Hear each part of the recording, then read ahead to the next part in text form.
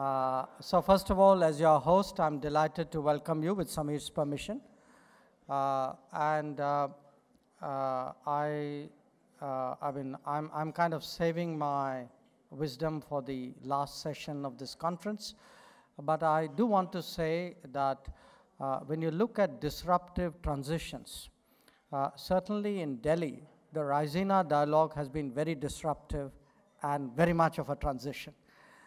What it has done in many ways is to bring people from different parts of the world to India so that it allows bigger conversations than Indians talking to Indians, which is not such a bad thing, but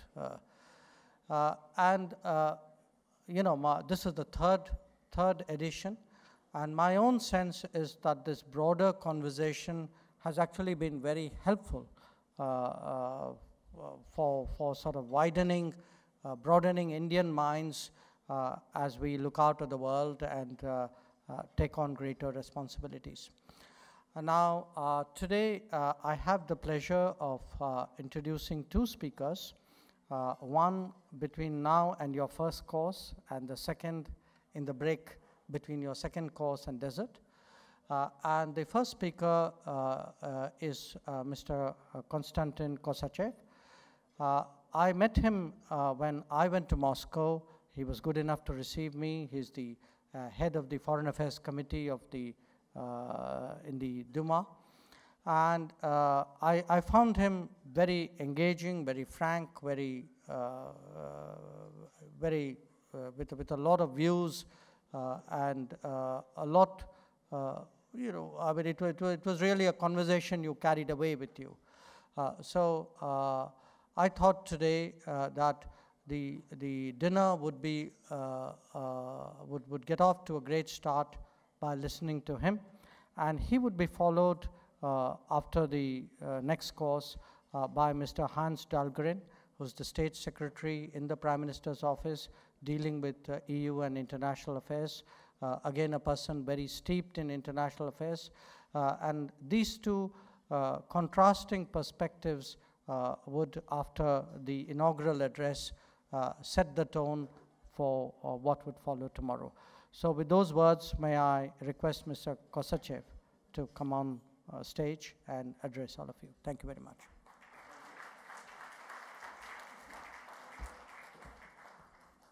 Thank you so much for this very kind presentation, and I hope I will not spoil the first course of this dinner, but I am sure I will deliver a rather contrasting speech to what the successor of mine, Mr. Dahlgren, will be talking about, because I will speak coming from the Russian perspective of what is going on here in Asia and Pacific, as well as more globally.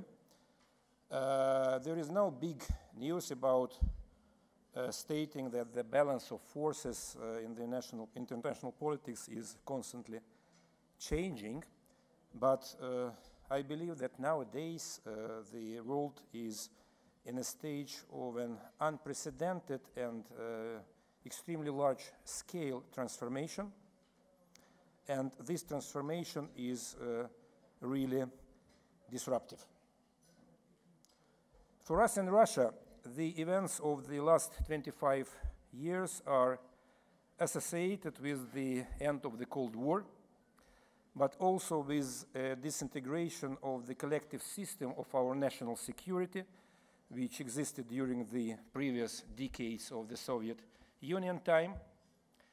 And exactly after the end of the Cold War, we in Russia entered a period of great expectations about a completely new era, free of nuclear weapons and free of alliance confrontation.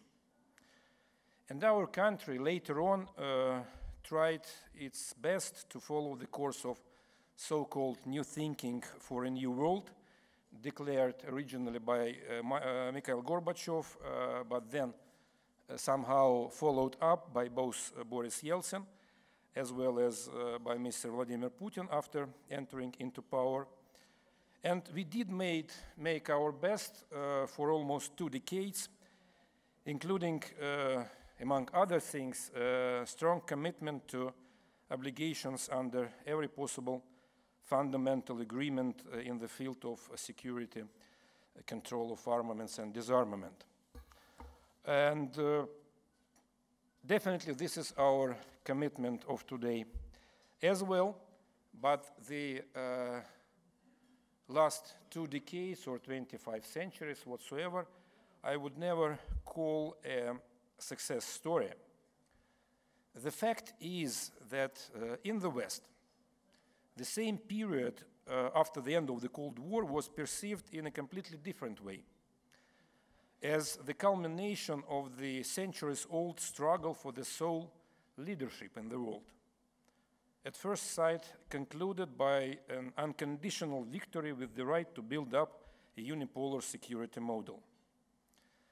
The well-known epigram or sentence, "What is good for General Motors, good for America," declared shortly after the end of the Second World War, has rapidly been transformed into the slogan, "What is good for America, good for the whole world." And in this sense, the political program of the current president of the United States of America, Mr. Donald Trump, America First, in my mind, does not shift from the programs of his predecessors, while frankly revealing the unchanged essence of these programs. Here in Asia, the development of events in the 19th and most of the 20th century passed in the logic of the so-called Third World, largely dependent on what was happening in the first 2 worlds and in the intercourse between them. Yes, of course, the most significant events here in Asia were at least as much and maybe more important, but almost each of them had either subnational or sub-regional significance, not greatly affecting the course of the world events. That was the previous logics of the global developments. Beyond any doubt, this period has remained in the past. Beyond any doubt, what happens now in India, in China, on the Korean Peninsula, without mentioning Afghanistan and Pakistan, the more so about Iran, Syria, Iraq, Libya, or Turkey, or Israel, is not just meaningful in terms of global security and cooperation. The relevant processes are radically and rapidly changing the picture of the modern world, in some cases generating new challenges and threats that have not been seen before, in others creating yet unknown opportunities for the development of the whole mankind, which could not be worked out either separately or together by the so-called West and East in the 20th century. Noting the geopolitical shifts simultaneously on several axes of coordinates, I cannot help noting with deep regret that the world today, from the standpoint of opportunities for cooperation and mechanisms for real insurance of security for national states, differs from the situation of 20 or 30 years ago, rather for the worse, not for the better. The traditional threats of interstate conflicts over territories and resources have been either replaced or supplemented by the fundamentally new challenges of the cross-border propaganda of extremist ideologies, uncontrolled and illegal migration, the creeping spread of nuclear technologies, and the global terrorist threat. Why did that happen? The fact is, the world order for the first time in the modern history of mankind is changing faster than those organizations which are supposed to serve it. The transition to the new state of affairs after the end of the Cold War was not accompanied by global organizational changes compared with, inter alia, the creation of the United Nations after the end of the Second World War. At the end of the 20th century, the institutions of the former period were not been removed and were not being replaced, but were simply converted from the Western to universal ones. They should have been converted, but in fact they remained and still remain under the strong influence of the West, fixing the unipolarity which contradicts with the objective processes of our age. Therefore, the crisis of the world system is, for me, first of all, the institutional crisis. And the established institutions clearly need to be replaced not just by the more relevant ones, but I would say by the working ones, to keep it simple. I can take only one European example, the Ukrainian crisis, where verbally all European structures have failed, both at the stage of prevention of this conflict and the settlement stage. But the same applies to the nuclear non-proliferation regime, which is unable to cope with the new situation related to the implementation of the relevant programs in many countries, not to mention them by name, but one is to be mentioned. This is definitely North Korea, and which is definitely a global threat to the security of mankind. But of course, we have many other problems, and among others, the unratified treaty on ban on testing nuclear weapons, which has not entered into power, and there are many reasons why it has not entered into power, but I believe that the non-ratification by the United States of this treaty is one of the most important elements of this situation. Anyhow, the shapes of the new world today do not look obvious. They are not predictable. But nevertheless, we are at the edge of a new phase where many new players start to make global history or contribute to that making. It is already obvious that the attempts of the West to block the activity of competitors through sanctions and other unfair measures have caused an opposite effect.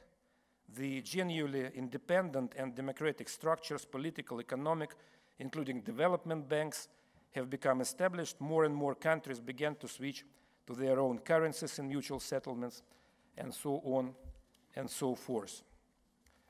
And I believe that attempts to use the force mechanisms in order to contain other competitors are doomed to failure.